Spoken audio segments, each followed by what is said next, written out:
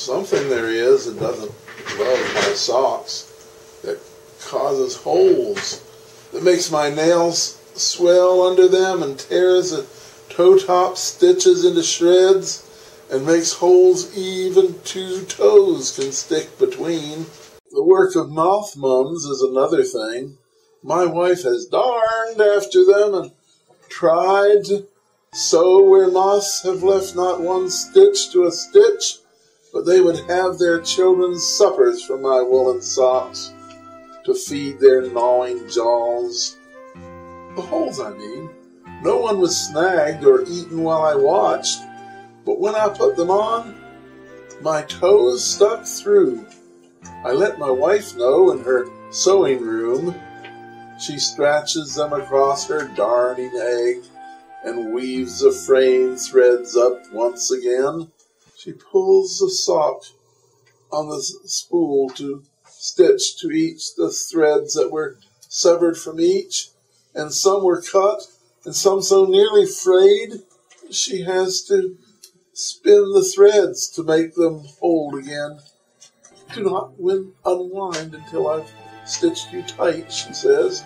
She pricks her fingers sore with sewing socks. Oh, just another kind of indoor game. Sock on an egg. It is too much for her to do. There where it is, she does not need to sew. It's at the toes, I tell her, and over them I wear my shoes. My toes will never stick outside or ever be chilled by damp and cold, I tell her. She only says, good clippings make good marriages.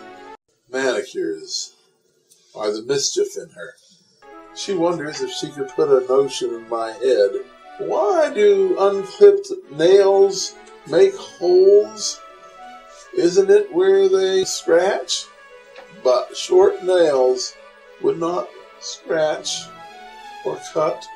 Before I put on socks, I'd look to see what I was scratching on and cutting up, and to whom I was like to give some extra work.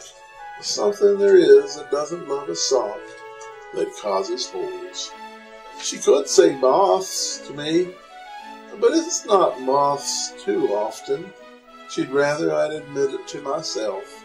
She sees me there, slipping one sock over a snaggled nail, and in her hand like a manicurist's arm, she moves with swiftness to my foot, not to pull my stocking on, but with scissors snips to clip my overgrown toenails.